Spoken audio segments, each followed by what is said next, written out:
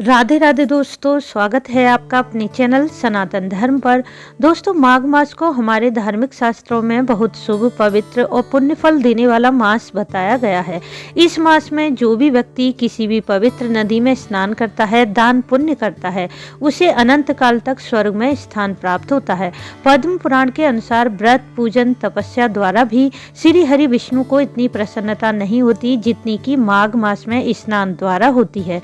माघ मास को इतना पवित्र माना गया है कि इस मास में कहीं भी जल गंगा जल के समान पवित्र हो जाता है। इस मास में पवित्र नदी में स्नान करने से 10,000 अश्वमेध यज्ञ के बराबर पुण्य फल की प्राप्ति होती है।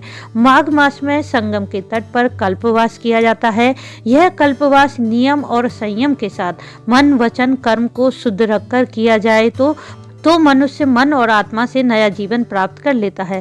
माघ मास का प्रत्येक दिन बहुत पवित्र होता है। इस मास में किया गया दान अक्षय पुण्य देता है, अर्थात जन्म जन्मांतर तक साधक को प्राप्त होता रहता है। तुलसीदास ने रामचरितमानस में लिखा है, माघ मकर गति रवि जब होई, तीरथ पति ही आवह सब कोई। अर्थात जब सूर्य नारायण मकर राशि में प्रवेश करते हैं तब हर कोई, जिसमें कि देवी देवता, दानव, मनुष्य, किन्नर, पितृगण सभी प्रयागराज के संगम तट पर स्नान करने के लिए आते हैं। तो बहुत ही पुण्य फल देने वाला होता है माघ मास। तो दोस्तों, जान लेते हैं कि 2023 में माघ मास कब शुरू है और कब समाप्त है। जो भी साधक इस मास में स्नान का संकल्प लेते हैं, उन्हें कब और कैसे स्नान करना चाहिए, इस मास में किस वस्तु का दान फलदायी होता है, माघ मास के पूरे महीने में हमें क्या करना चाहिए और क्या कार्य नहीं करने चाहिए। माघ मास की संपूर्ण जानकारी के लिए वीडियो को पूरा जरूर देखें। यदि वीडियो आपको अच्छी लगे तो इसे लाइक जरूर करें, वीडियो को शेयर करें फैमिली फ्रेंड्स के साथ। इसी तरह की वीडियो आपको मिलती रहे, उसके लिए चैनल को सब्सक्राइब करना ना भूलें। बेल बटन को भी प्रेस कर दें, जिससे नई वीडियो का नोटिफिकेशन सबसे पहले आपको मिल जाए। दोस्तों, सबसे पहले जान लेते हैं कि माघ मास साल 2023 में कब शुरू है और कब समाप्त है। माघ मास 7 जनवरी दिन शनिवार से शुरू है और समाप्त है 5 फरवरी दिन रविवार को। जो भी साधक माघ स्नान का संकल्प करते हैं, उन्हें पौष पूर्णिमा से लेकर माघ पूर्णिमा तक अपने माघ स्नान का संकल्प कर लेना चाहिए। इस मास में तारों की छांव में, अर्थात सूर्योदय से पहले किया गया स्नान ही फलदायी माना जाता है। सूर्योदय के बाद किया हुआ स्नान निष्फल होता है। महाभारत के अनुशासन पर्व में कहा गया है कि इस पूरे मास में जो भी साधक एक समय भोजन करता है, उसे अगले जन्म में धनवान कुल में जन्म मिलता है और वह मनुष्य अपने कुल का उद्धार करता है। इस मास में श्री हरि के साथ सूर्यदेव और माता गंगा के पूजन से व्यक्ति की सभी मनोकामनाएं पूरी हो जाती हैं। माघ मास को इतना शुभ माना जाता है कि इस मास का प्रत्येक दिन पर्व के समान होता है, अर्थात इस मास की प्रत्येक तिथि शुभ होती है।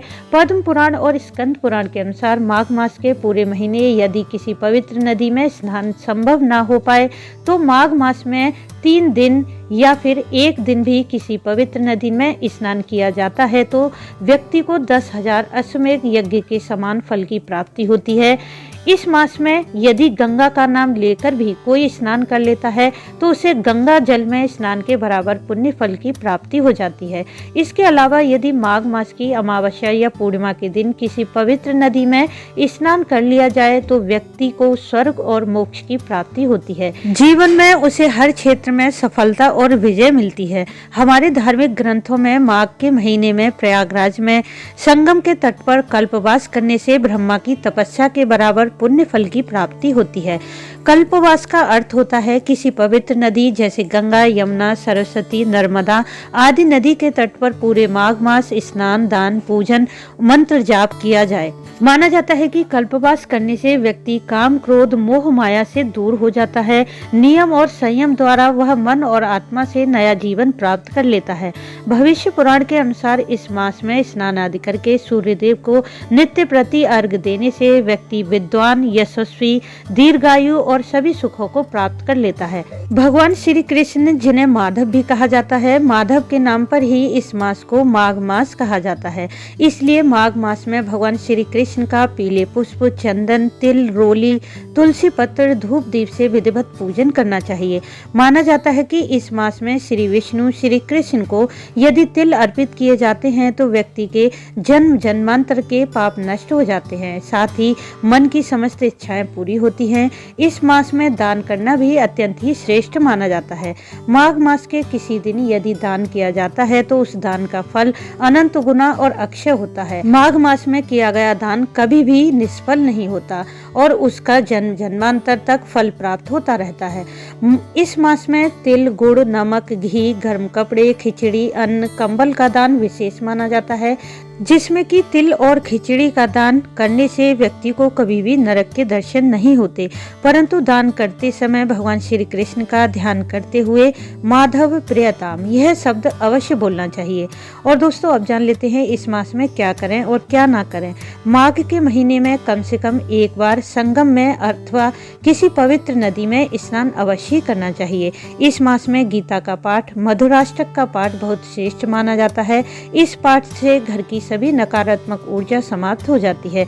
इस मास में यदि कोई व्यक्ति कल्पवास का संकल्प लेता है तो उसे स्नान, दान, श्री कृष्ण भगवान के मंत्रों का जाप, व्रत अवश्य ही करना चाहिए। माघ मास में सूर्योदय से पूर्व ही उठ जाना चाहिए। भोजन में तिल और गुड़ का प्रयोग स्वास्थ्य के लिए इस मास में लाभदायक माना जाता है। माघ मास में एक समय भोजन करने से आरोग्यता और एकाग्रता की प्राप्ति होती है। इस मास में नित्य प्रति तुलसी पूजन सुख सौभाग्य प्रदान करता है। भगवान विष्णु सहित माँ लक्ष्मी की भी कृपा प्राप्त होती है। और अब जानते हैं इस मास में क्या ना करें। माघ मास में प्याज, लहसुन, मांस, मदिरा आदि का सेवन भूलकर भी नहीं करना चाहिए, जिसमें मूली, धनिया, मिश्री का सेवन भी वर्जित माना जाता है। शास्त्रों के अनुसार माघ मास के नियम का पालन करने वाले व्यक्ति को ब्रह्मचर्य का पालन और भूमि पर शयन करना चाहिए। स्नान से पहले और स्नान के बाद में आग नहीं तापनी चाहिए। इस प्रकार न खाने वाले पदार्थों को न खाना, रोज हवन करना, यह माघ मास व्रती के महत्वपूर्ण नियम होते हैं। माघ स्नान बहुत ही श्रेष्ठ और अत्यंत ही पुण्यफल देने वाला होता है। तो दोस्तों, उम्मीद करती हूँ कि इस वीडियो से आपको लाभ अवश्य होगा। वीडियो अच्छा लगा हो तो इसे लाइक करें, शेयर करें, साथ ही चैनल को सब्सक्राइब कर लें। यदि आपका कोई क्वेश्चन है तो उसे कमेंट्स में अवश्य लिखें। वीडियो अंत तक देखने के लिए आपका धन्यवाद। राधे राधे।